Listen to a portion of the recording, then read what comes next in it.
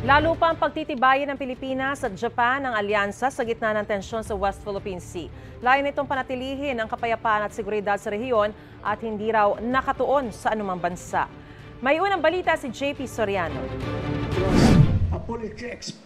Sa ikapitumpung taong anibersaryo ng Japan Self-Defense Forces o JSDF, ng isa sa bansang may pinakamatibay na alyansa ngayon, ang Pilipinas. Sinabi ni AFP Chief of Staff General Romeo Brawner na may isang mahalagang layunin ang mga Pilipinong sundalo at ang militar ng Japan. The Armed Forces of the Philippines and the Japan Self-Defense Forces are bound by a common goal to uphold peace and security both within our borders and across the globe. This shared commitment is more important now than ever as we navigate an increasingly complex and dynamic security landscape.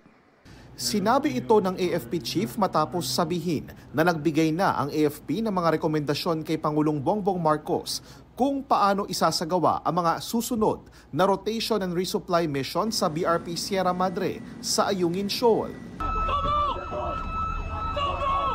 Ayon kay Brawner, hindi na sila papayag na magpabuli sa China Coast Guard pero lalaban sila ng patas.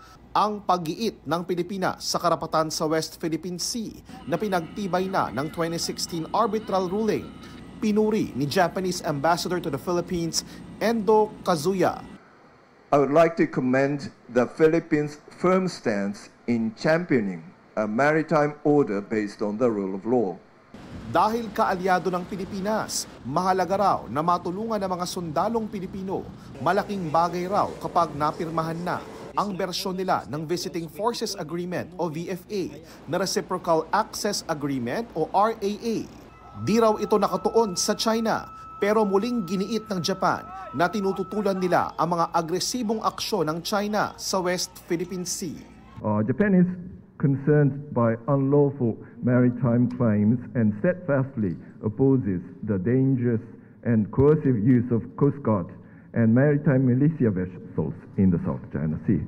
Ang pahayag na ito ng Japan nauna ng inalmahan ng China dahil saan nila'y pakikialam umano ng Japan at nakapagpapalala lang daw ng tensyon sa rehiyon. It is only natural for Japan to express serious concern if and when China's behavior in the South China Sea is dangerous and aggressive. Wala pang tugon ang Chinese Embassy sa Pilipinas kaugnay sa pahayag ng Japanese Embassy. Pero nauna nang sinabi ng Chinese Embassy sa Pilipinas na nagkasundo ang Pilipinas at China na ipagpapatuloy ang mapayapang pag-uusap para magkasundo at maiwasan na ang gulo sa Ayungin Shoal at sa West Philippine Sea. Sa Lunes, isasagawa ang 2+2 meeting sa pagitan ng Foreign Affairs at Defense Ministers ng Japan at Pilipinas. Pag-uusapan doon ang RAA at ang karagdagang defense at security equipment na ibibigay ng Japan sa Pilipinas sa ilalim ng Official Security Assistance o OSA. Rest assured, the Philippine government remains that we will work to expand and forge stronger partnerships with Japan to continually give rise to a region living and thriving in peace and prosperity. Ito ang unang balita, JP Soriano para sa GMA Integrated News. Mga kapuso, para una ka sa mga balita, mag-subscribe sa GMA Integrated News sa YouTube. Sa mga kapuso abroad, subaybayan niyo po kami sa GMA Pinoy TV at sa www.gmanews.tv.